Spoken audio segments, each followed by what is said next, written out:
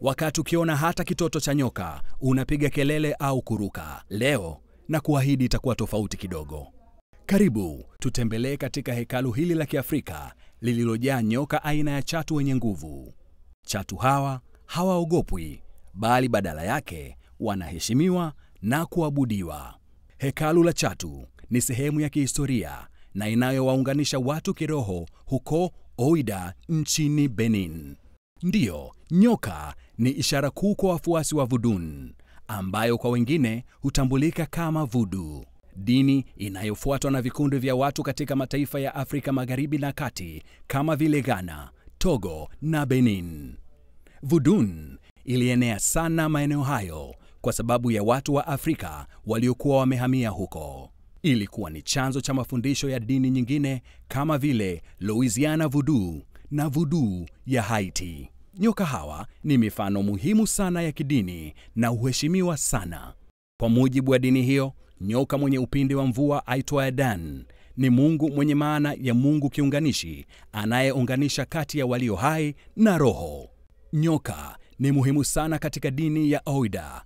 Simulizi za kale zinasema ya kuwa mfalme wa Oida alikimbilia msituni ili kuepuka wale wanaotaka kumuua wakati wa vita kati ya miaka ya 1700. Alipokuwa akijificha, ndipo nyoka aina ya chatu walitoka msituni na kumkinga asikamatwe. Katika kuheshimu ulinzi aliopata kutoka kwa chatu wale, mfalme aliagiza mawe matatu ya ukumbusho yajengwe. Hekalu la chatu la Oida ni jengo la saruji lenye paa la udongo. Ndani yake kuna shimo lililojaa nyoka wingi ya aina ya nyoka inayoitwa Royal Python kwa Kiingereza, na nyoka hawa wanajulikana kwa kuwa wapole, ambao huenda wakizunguka na kuingiliana. Chatu hawa huishi katika hekalu hili. Hawapewi chakula, ingawa wanatoka nje mara moja kwa juma ili kula kuku na panya.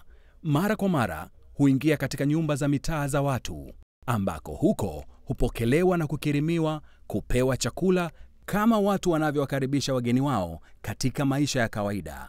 Nyoka hao wengine hurudi wenyewe hekaluni, na wanaoshindwa kurudi ni jukumu la mwanajamii aliyetembelewa na nyoka huyo kumrudisha katika makazi yake rasmi huko hekaluni.